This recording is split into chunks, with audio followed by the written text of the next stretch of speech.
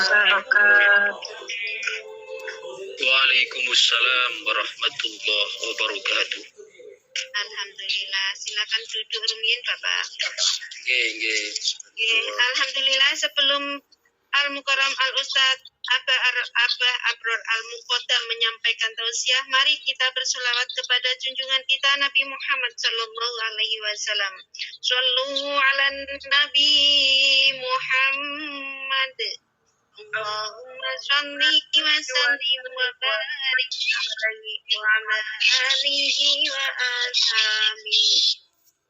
Ya Nabi salam alaika, ya Rasul salam alaika, ya Habib salam alaika, sallallahu alaika. Allahumma sholli wa sallim wa barik alaihi wa ala alihi wa ashabihi. Kepada Al-Mukarram Al-Ustaz Abah Abror Al-Muqaddam, dengan hormat, waktu dan kesempatan sepenuhnya saya persilakan. Semoga Pak. Bismillahirrahmanirrahim. Assalamualaikum warahmatullahi wabarakatuh. Waalaikumsalam warahmatullahi wabarakatuh.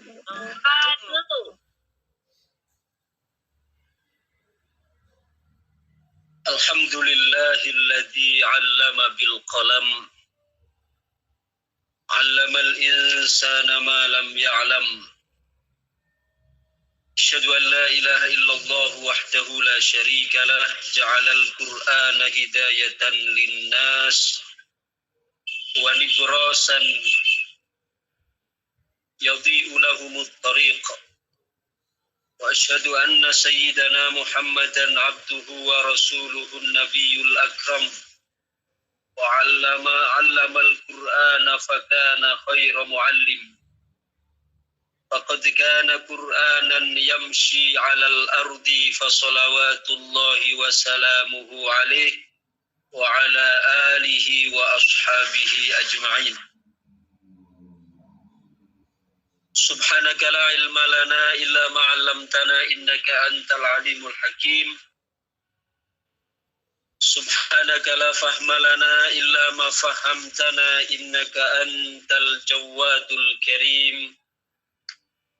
Rabbana iftah bainana wa baina qaumina bil haqqi wa anta khairul fatihin. Summa amma ba'du, yang saya hormati segenap para jamaah pengajian Rona Senja Majlis Ta'lim Iwamid on Air yang dirahmati Allah Subhanahu wa ta'ala, utamanya perwakilan dari keluarga Sakura Merdeka yang telah mempelopori acara pada hari ini. Cempaka tercinta ada. Oh, Cempaka tercinta. Cempaka tercinta. Ngapunten diralat. Bacanya Sakura kemarin apa? Oh, nggak ada. Nggih. Ini mudah-mudahan tidak ada kecemburuan gitu. Sampun. Kenapa baca? Berarti kelompok Sakura di hati Abdul. Oh, Masya Allah. Ini kok malah jadi gombal-gombalan nih. Potensinya awas ini. Yang saya hormati semua yang hadir, utamanya yang pelopori acara pada hari ini, yaitu Cempaka Tercinta.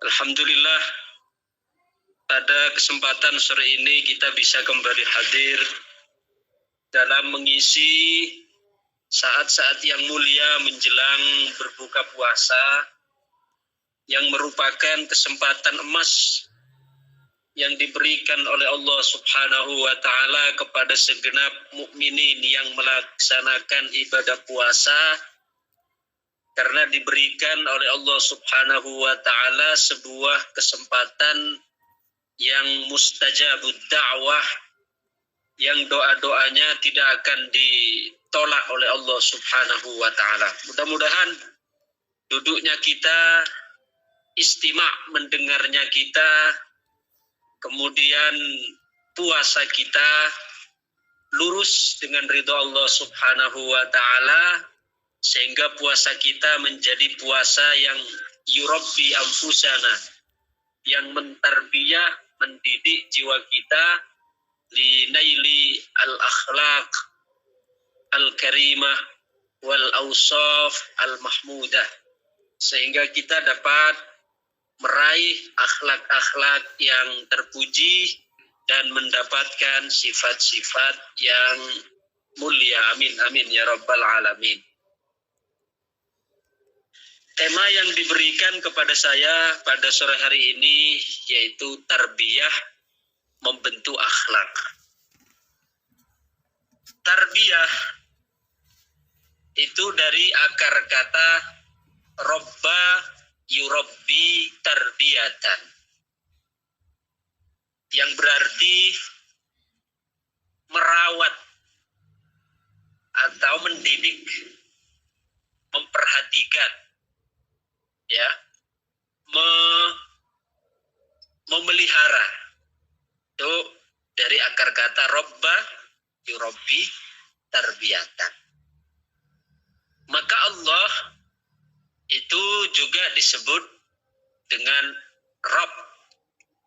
Rabb itu satu akar kata dengan tarbiyah. Ya. Maka di dalam surat Al-Falaq, An-Nas itu dimulai dengan lafaz Rabb. Qul a'udzu bi rabbil falaq. Dalam surat An-Nas, Qul a'udzu bi rabbin nas. Jadi Rabb di situ bermakna Tuhan yang merawat, yang memelihara, yang menjaga, yang memperhatikan, yang selalu yaqumu bitarbiyatina, yang selalu memberikan tarbiyah kepada kita, memberikan pelayanan atau perawatan kepada kita. Maka dari itu seorang ibu di dalam bahasa Arab itu juga disebut dengan Rabbul Bait.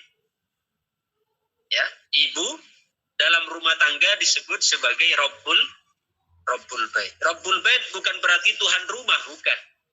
Tapi disebut Rabbul Bait itu berarti sebagai ibu yang merawat rumah. Oke, karena biasanya yang telaten merawat itu ibu, ya, seorang ibu, seorang perempuan. Maka Allah Subhanahu wa taala merawat kita melebihi ibu kita di dalam memberikan, mencurahkan perhatiannya, mencurahkan kasih sayangnya kepada kita. Masih jauh lebih perhatian Allah kepada kita. Ya, bahkan Sayyiduna Rasulullah Shallallahu Alaihi Wasallam juga menyebutkan bahwa Allah Subhanahu Wa Taala lebih berbahagia ketika mendapati hambanya datang kepadanya bertobat dari dosa-dosanya, melebihi seorang ibu yang kehilangan anaknya begitu lama. Karena Allah Subhanahu wa taala kasih sayangnya, kemudian perhatiannya, kemudian ya kasih sayangnya itu sangat-sangat besar kepada kita, melebihi apapun dan siapapun di dunia ini. Cuma terkadang kita tidak sadar, cuma terkadang kita tidak sampai ke sana karena kita terkandaskan oleh akal kita, oleh pikiran kita, oleh nafsu kita. Masyarul mukminin, para bapak ibu jamaah Rona Senja yang dirahmati Allah Subhanahu wa taala, di dalam memberikan tarbiyah untuk menuju al-akhlak al-karimah, tentunya Allah Subhanahu wa taala datang di dalam bentuk yang bervariasi. Dalam arti tarbiyah yang Allah berikan itu bukan hanya datang dalam bentuk sesuatu yang kita inginkan.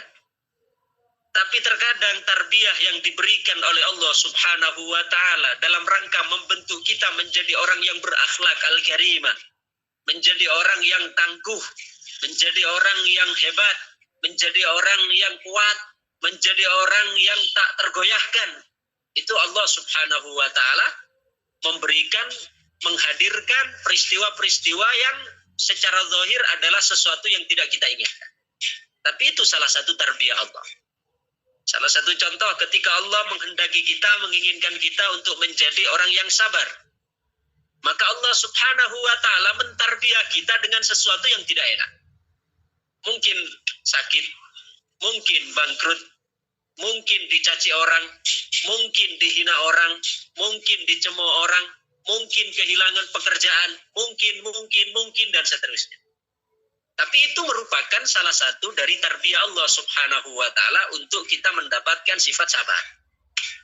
Sedangkan sabar itu adalah al-akhlak al-karimah, termasuk dari akhlak yang terpuji. Kemudian contoh lagi sekarang, ketika Allah ingin membentuk kita menjadi orang yang bersyukur, maka kita oleh Allah Subhanahu wa taala dibentuk, dihadirkan dalam berbagai macam nikmat. Ketika Allah menghadirkan kita dengan tajalli nikmatnya, nikmat dalam tanda kutip bukan hanya sesuatu yang bersifat materi loh, tapi nikmat semua bentuknya, baik ijad, imdad maupun is'ad. Ya, yang sering saya sampaikan itu adalah menjadi salah satu yang Allah Subhanahu wa taala bentuk kita melalui hal-hal yang tidak enak. Ya. Oleh karena itu kita jangan keburu menjadi orang yang tergesa-gesa di dalam memberikan penilaian terhadap apa yang Allah berikan, apa yang Allah tarbiyahkan kepada kita melalui hal-hal yang tidak enak, melalui hal-hal yang keras atau melalui hal-hal yang berat.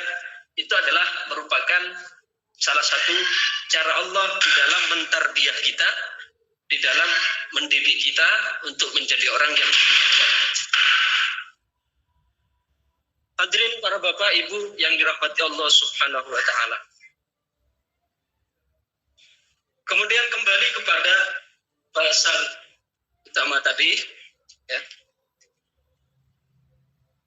Tarbiyah atau dari akar kata Rabb itu merupakan salah satu sifat Allah. Ya. Cuma kadang ketika kita dihadapkan pada hal-hal yang tidak sesuai, itu kita terkadang kalah pada saat melihat dalam keseharian kita, dalam kehidupan kita sehari-hari. Kadang kita kepada Allah itu begitu perhitungan. Sedangkan kepada sesama atau kepada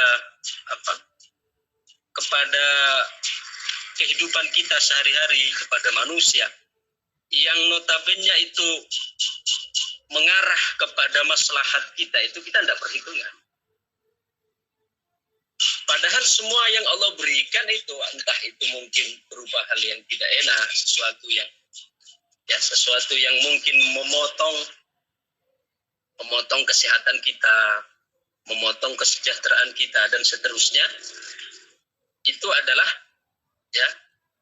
kita memberikan respon yang tidak baik. Coba salah satu contoh dalam kehidupan sehari-hari, tarbiyah yang Allah berikan kepada kita. Kita mungkin yang awalnya sehat, yang awalnya kuat, yang awalnya rezeki lancar. Tapi ketika sekarang perlahan-lahan misalnya diberikan jatahnya dikurangi. Atau mungkin dikurangi. Kita akan menjadi orang yang kecewa berat. Jika Allah misalnya awalnya kita rezekinya lancar, semua urusan lancar, kok tiba-tiba sekarang menjadi sempit, menjadi sulit. Itu kan tarbiyah Allah sebenarnya. Ya. Itu merupakan bentuk tarbiyah Allah. Tapi dalam kehidupan kita sehari-hari, sebenarnya banyak sesuatu hal dalam kehidupan kita ini yang jika kita mau perhatikan itu juga merugikan kita sebenarnya tuh. Tapi kita tidak pernah protes. Salah satu contoh ini ya. Salah satu contoh ketika kita musim lebaran gini, yang bapak-bapak pada datang ke salon, pada datang ke tukang pangkas rambut. Pada saat kita datang ke tempat pangkas rambut, ya, itu kan rambut kita dikurangi, rambut kita dipotong. Bahkan sekarang menjelang lebaran ini, ya, udah di tempat-tempat salon, tempat-tempat pangkas rambut itu sudah pada antri, ya, karena saking antrinya untuk dipotongkan rambutnya. Padahal pada saat kita datang ke salon, rambut kita dikurangi, ya, rambut kita dikurangi, rambut kita dipotong. Tapi kita tidak pernah protes pada tukang rambut itu. Ya. Kita tidak pernah protes pada tukang rambut, tukang cukur rambut, karena apa? Kita tahu bahwa tukang cukur rambut itu memangkas rambut kita untuk kerapian kita, untuk kemaslahatan kita. Ya, apa ada sekarang pernah enggak dengar sampean misalnya ada tukang rambut atau tukang salon kemudian didemo oleh orang masyarakat karena gara-gara rambutnya dipotong? Pernah mendengar?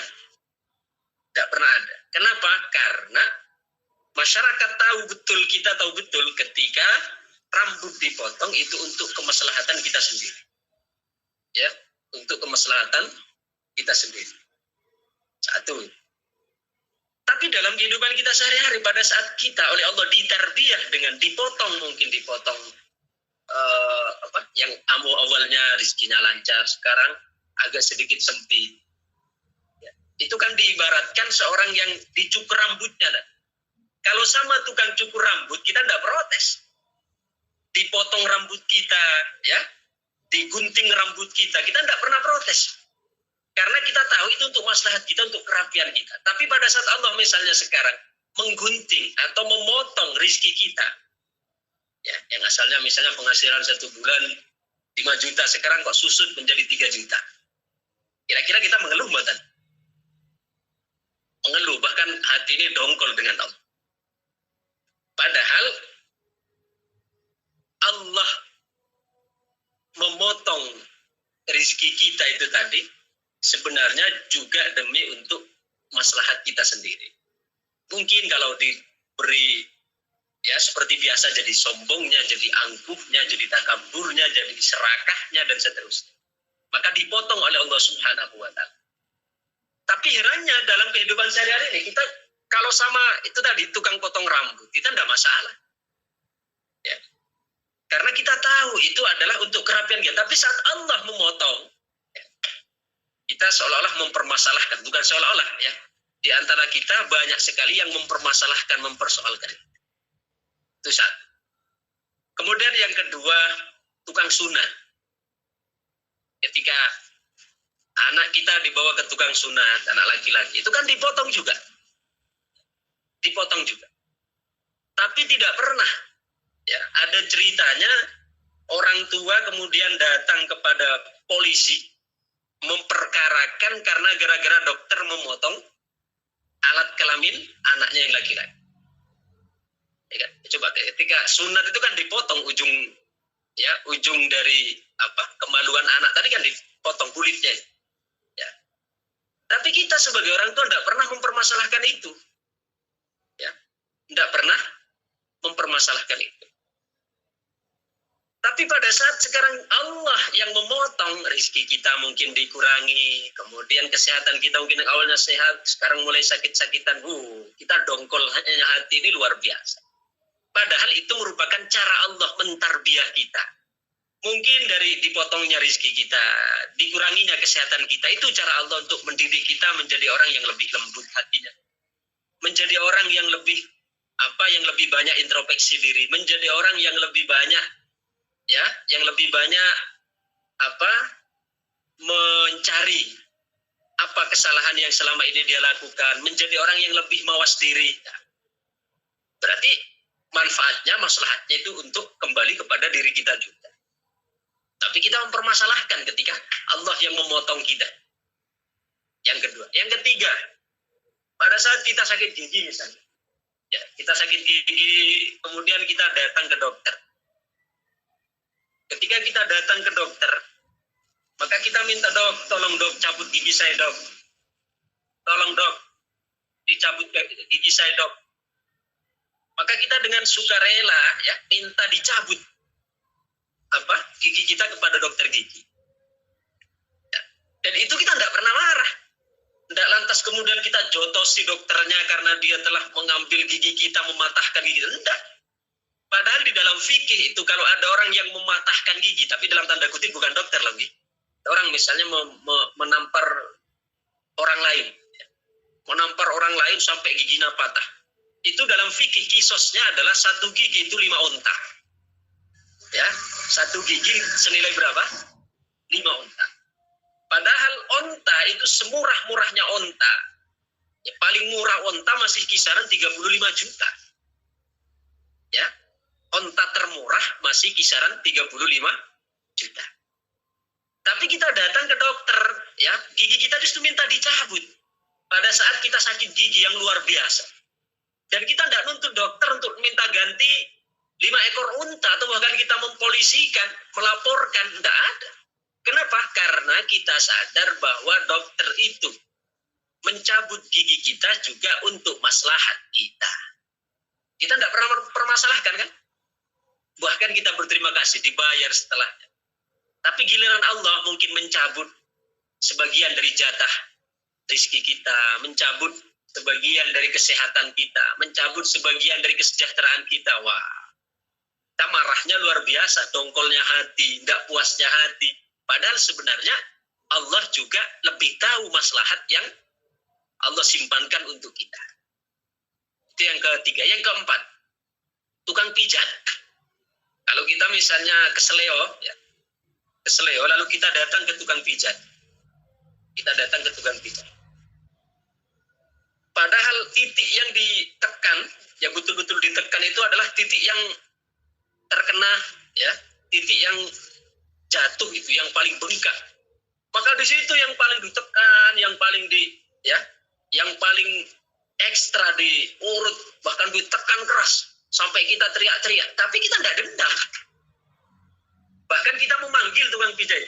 Ketika walaupun ditekan keras, bahkan ekstrim, bahkan kalau di Afrika itu, kalau ada orang yang keseleo gitu datang ke tukang urut, itu menggunakan palu itu untuk meluruskan, untuk menyembuhkan. Luar biasa. Tapi walau demikian kita tidak marah kepada tukang pijat itu. Bahkan kita nanti akan membayar. Bahkan tidak pernah kita ceritanya tukang pijat misalnya, berapa Pak? 100.000. Gimana Pak kalau 50.000? Tidak ada ceritanya ya. Ada orang pasien minta dipijat, diurut, tapi setelah diurut, kemudian dia masih nawar. Dan itu kita tidak pernah mempermasalahkan. Ya, tidak pernah mempermasalahkan. Tapi giliran Allah mungkin menekan kita dalam hidup yang penuh tekanan, ya, yang penuh dengan intimidasi atau kehidupan yang susah. Kita hati ini meratapi betul. Padahal sebenarnya itu semua Allah berikan kepada kita untuk maslahat kita. Untuk maslahat kita. Dan itu semua cara Allah mentarbiyah kita untuk menuju kehidupan yang lebih sempurna. Maka di sini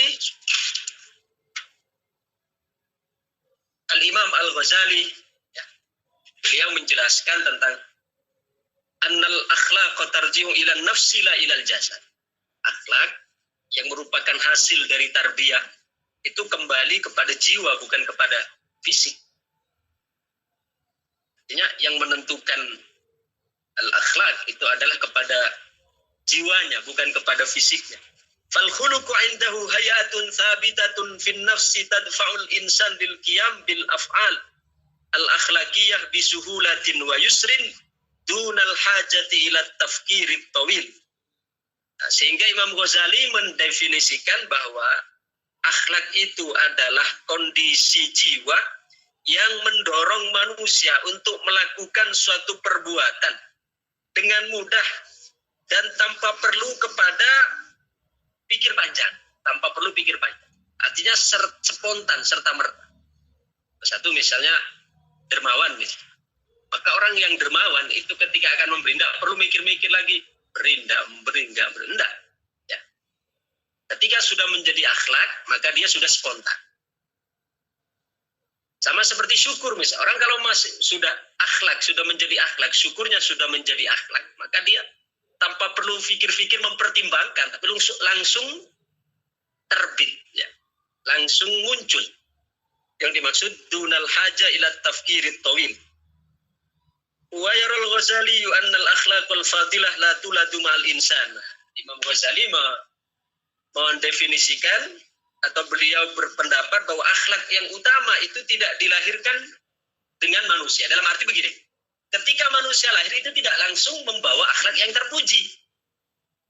Ya, ketika bayi dilahirkan, ketika kita dilahirkan tidak langsung membawa akhlak yang terpuji. Makanya di sini butuh tarbiyah.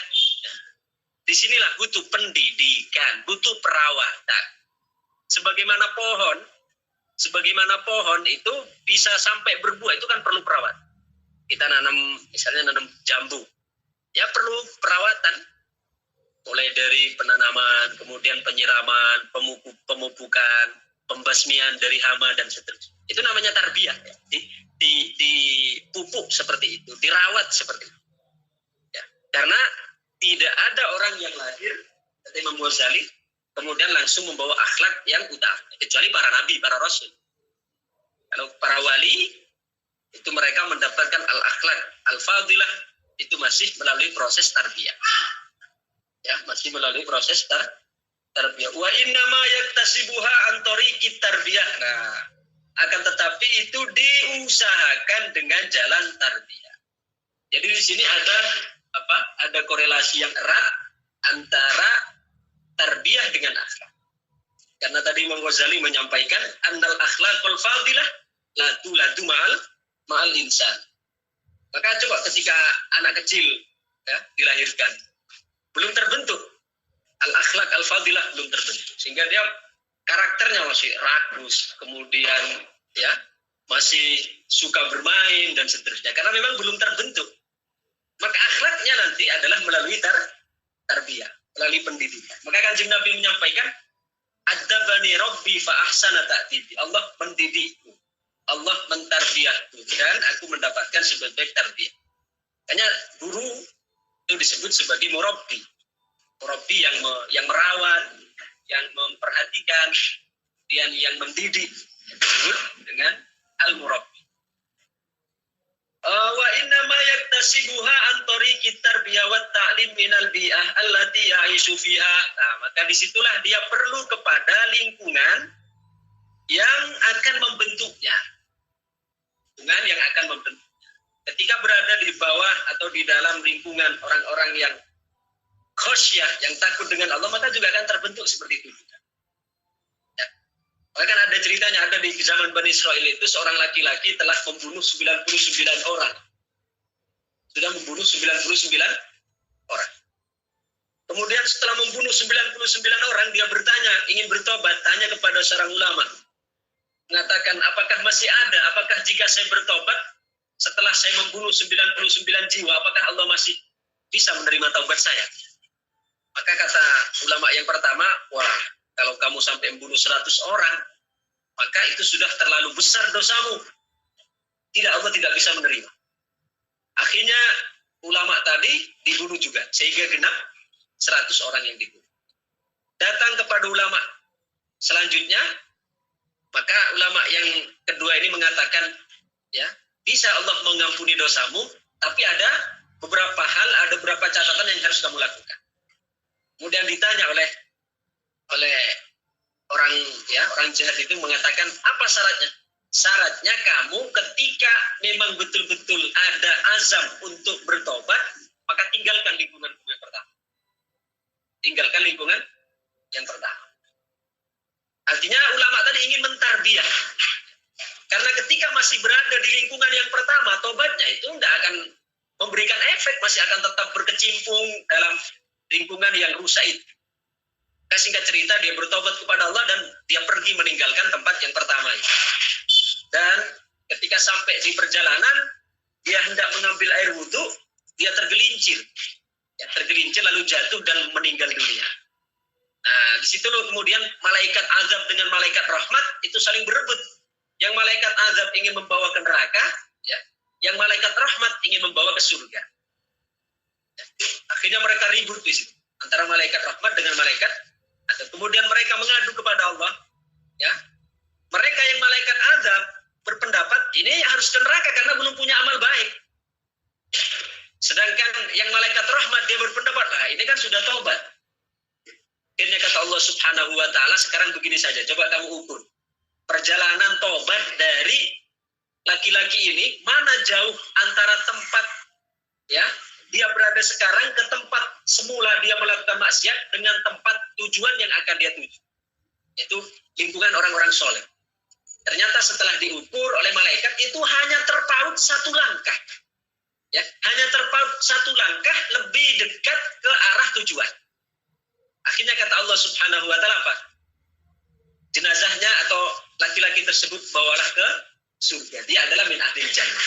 Nah, artinya bahwa ulama tadi ingin memberikan tarbiyah kepada laki-laki tersebut karena tarbiyah itu dilakukan di samping perlu kepada perhatian juga perlu kepada bi'ah, lingkungan yang mendukung. Wa tarbiyatul akhlaqiyatus salimah fi nadharil Ghazali tabda'u bi ta'widit tifli ala fadailil akhlaq wa mumarasatiha ma'al hirsi ala tajnibihi mukhalatatal qurana isu hatta la yaktasiba minhum radail.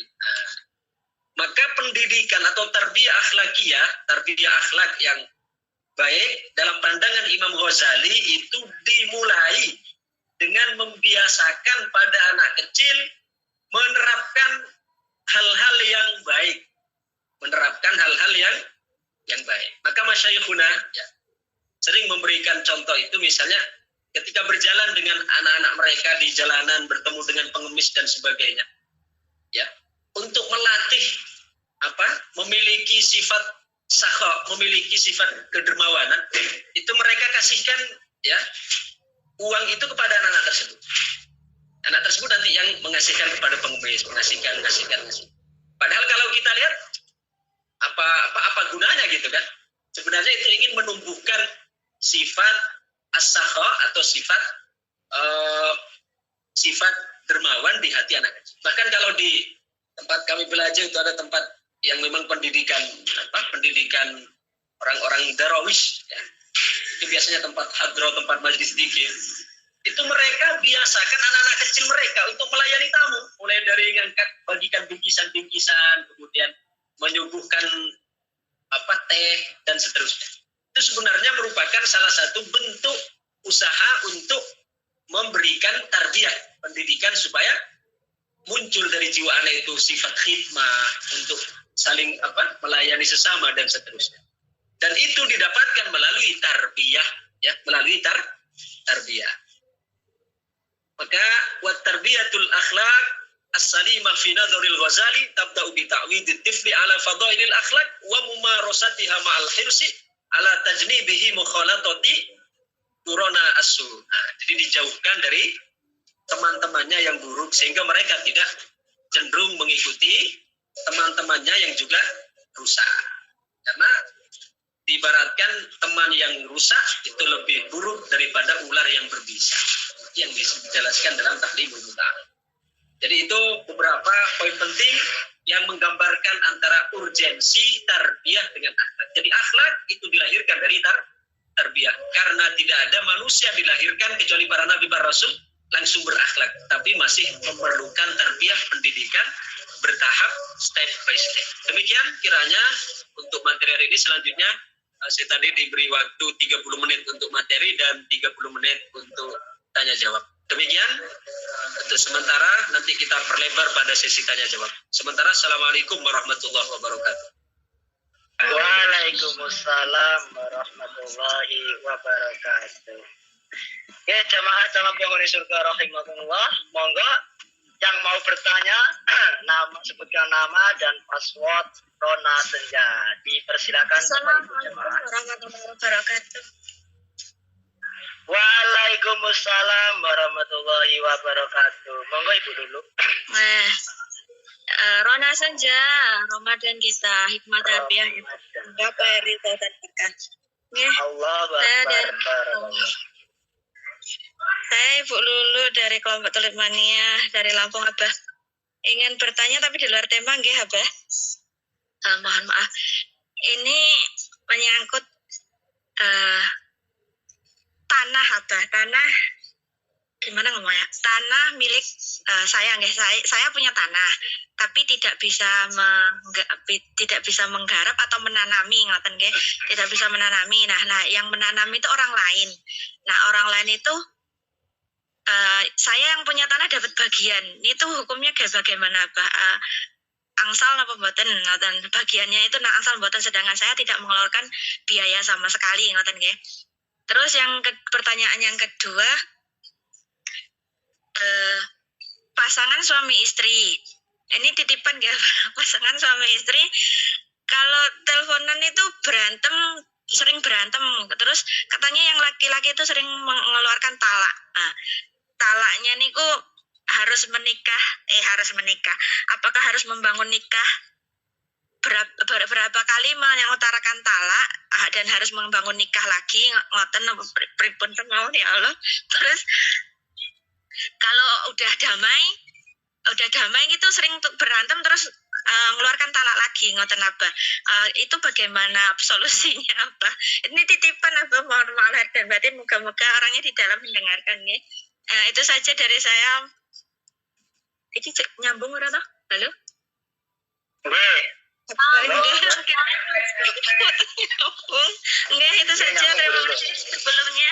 Assalamualaikum warahmatullahi wabarakatuh. Waalaikumsalam warahmatullahi wabarakatuh. Monggo apa? Waalaikumsalam warahmatullahi wabarakatuh. Oke. Pertama berkaitan dengan tanah, berkaitan dengan tanah. Memang di dalam fikih itu telah diatur kalau kita punya lahan, kemudian kita tidak bisa menanam, menggarap sendiri, maka kita bisa meminta orang lain untuk menggarapnya. Tapi ketentuannya di dalam penggarapan itu ada namanya muzaroah. Muzaroah. Sehingga di dalam akad muzaroah itu semua modalnya, bibitnya dan seterusnya itu dari pemilik tanah. Dari pemilik tanah. Sedangkan yang merawat, orang lain yang kita wakilkan untuk merawat itu hanya untuk merawat saja. Itu namanya muzaroah. Atau kalau tidak begitu, kita bisa mempekerjakan orang. Kalau tadi kan kita modal dari kita kan. Orang yang bekerja itu nanti kita beri bagian sesuai dengan kesepakatan. Tapi modal dari kita, bibit, kemudian pupuk dan seterusnya itu dari kita, dari pemilik tanah. Ya. Atau yang kedua, kalau tidak begitu kita bisa mempekerjakan orang. Kalau mempekerjakan orang, itu artinya orang yang merawat itu diberi yang namanya ujratul misli. Ya, ujratul misli itu seperti apa? Ya, contoh kita misalnya meminta orang untuk mengelola sawah kita. Perawatannya berapa? Misalnya membutuhkan waktu 3 bulan. Maka selama 3 bulan itu kita menyewa orang untuk bekerja pada lahan kita itu, mulai dari menanam, menyiram, membersihkan, kemudian membasmi, menjaga dan seterusnya. Tapi kita kasih bayaran dalam 3 bulan itu berapa misalnya? Memang dibayar oleh kita selama 3 bulan. Sedangkan hasilnya sepenuhnya masuk ke kita. Sedangkan yang bekerja itu mendapatkan ujratul mithli namanya. Ujratul mithli itu artinya upah bagi seorang pekerja.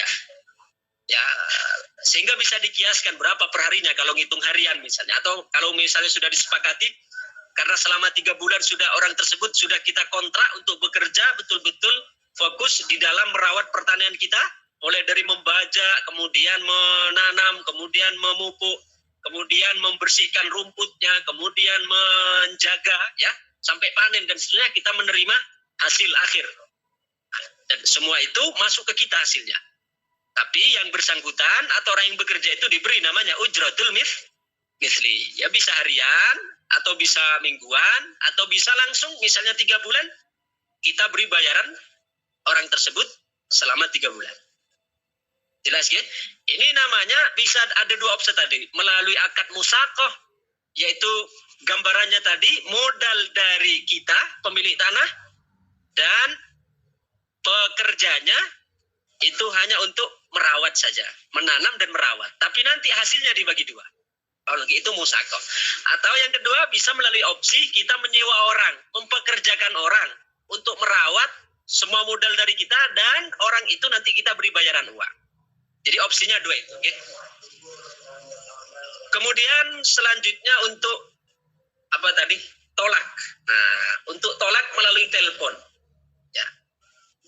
Tolak kalau melalui telepon, apakah itu dianggap tolaknya? Selagi itu berasal dari suami, maka jatuh tolaknya. Karena telepon itu adalah langsung tolak bil lisan. Beda dengan tolak bil kitabah. Ya, kalau tolak bil kitabah dengan tulisan itu masih disyaratkan harus ada niat dari katibnya. Misalnya ada suami mengirimkan pesan tolak kepada istrinya melalui WhatsApp misalnya. Maka apakah langsung bisa dihukumi itu sebagai tolak? Ntar dulu dilihat. Kalau betul itu adalah WhatsApp yang dikirim oleh suami, ya, maka itu jatuhlah tolaknya. Ya. Tapi karena kalau tulisan itu kan masih bisa mungkin yang ngetik orang lain dan seterusnya, atau SMS atau surat misalnya, ya. Tapi kalau misalnya itu memang berasal dari suami, maka jatuh tolaknya. Kemudian kalau memang sudah terjatuh seperti itu, kalau seperti telepon tadi kan sudah jelas kan, anti tolik misalnya. Selagi itu menggunakan kalimat yang soreh, kalimat soreh itu kalimat yang jelas, cerai, pisah, itu namanya kalimat soreh. Sedangkan kalau kinayah itu kiasan. Kalau kiasan itu membutuhkan niat. Ya, kalau menggunakan kinayah itu membutuhkan niat. Jadi sekarang kalau sudah terjatuh, ya sudah terjatuh, tolak tersebut bagaimana? Apakah harus memperbarui akad lagi selama masih dalam masa iddah? Ya, masa iddah itu apa? Masa iddah itu masa penantian bagi seorang istri ketika dicerai oleh suaminya. Berapa masa iddah itu? Lihat dulu. Kalau dia adalah wanita yang hamil, maka masa iddahnya itu sampai melahirkan. Ya, masa iddahnya sampai melahirkan. Sedangkan kalau wanita itu tidak hamil, maka masa iddahnya itu adalah salasata quru. Salasata quru dalam mazhab Syafi'i dimaknai sebagai 3 kali suci. Jadi head suci, head suci, head suci. Setelah 3 kali suci itu dia selesai masa iddahnya.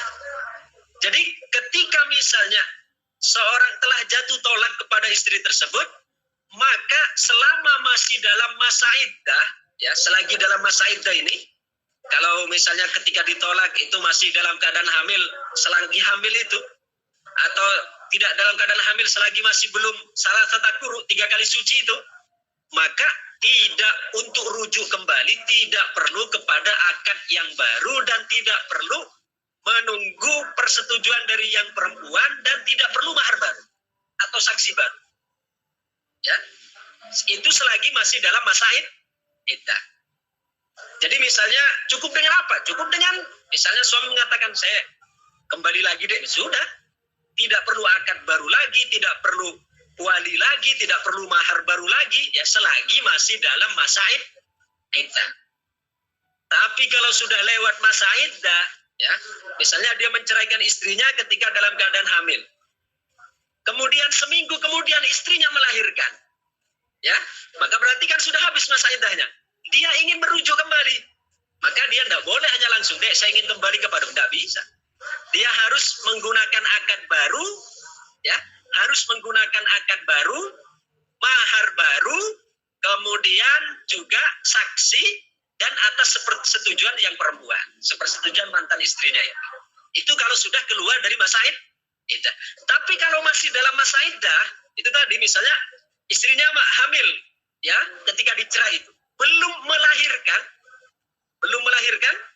dia kembali merujuk, maka tidak disyaratkan harus akad baru, harus mahar baru, dan harus sepersetujuan istri. Jadi sih tidak ada alasan, saya tidak setuju. Selagi masih dalam masa iddah, itu tidak disyaratkan harus seizin istri. Paham lagi? Tapi kalau sudah keluar dari masa iddah, maka harus akad baru, mahar baru, dan harus atas seizin istri. Artinya istri itu harus mau. Harus atas kemauannya. Kalau istri tidak mau, tidak bisa. Itu selagi masih dalam masa iddah dan tolak 1 dan tolak 2. Adapun kalau tolak 3 atau yang disebut dengan tolak bain, ya tolak bain, maka itu harus 1 mahar baru, akad baru, sepersetujuan istri, dan sudah harus si istri itu sudah pernah dinikah oleh orang lain, dikumpuli, kemudian diceraikan oleh orang suaminya yang kedua, dan habis masa iddahnya. Jadi prosesnya panjang, okay? Kalau itu sudah tolak bain, ya sudah tolak bain. Artinya tolak 3, ya tolak 3 maka dia tidak bisa. Bisa tolak pertama, oke masih bisa tadi. Tolak kedua, tapi kalau sudah tolak 3 tidak bisa. Harus akad baru, mahar baru, ya seizin istri. Kemudian istrinya itu sudah pernah dinikah oleh orang lain dengan nikah yang sah, sudah pernah dikumpuli dan diceraikan oleh suami yang kedua dengan keinginannya sendiri. Beda kalau misalnya direncanakan, sudah kamu nikahi dulu istri saya itu supaya nanti istri saya bisa halal lagi bagi saya. Tidak bisa. Jadi harus suaminya yang kedua itu menceraikan atas kehendaknya sendiri. Kemudian habis masa iddahnya dengan suami kedua, baru dia halal untuk menikah dengan suami yang pertama lagi. Jadi kalau misalnya tolaknya itu tolak roj'i, namanya tolak roj'i itu tolak 1. Ya. Itu masih bisa rujuk, masih bisa kembali dengan catatan masih dalam masa iddah, ya, masih dalam masa iddah, sehingga tidak disyaratkan akad baru, mahar baru, dan tidak disyaratkan harus seizin istri. Sudah jelas, ke? Dari 2 pertanyaan ini. Saya kembalikan kepada Ibu Moderator.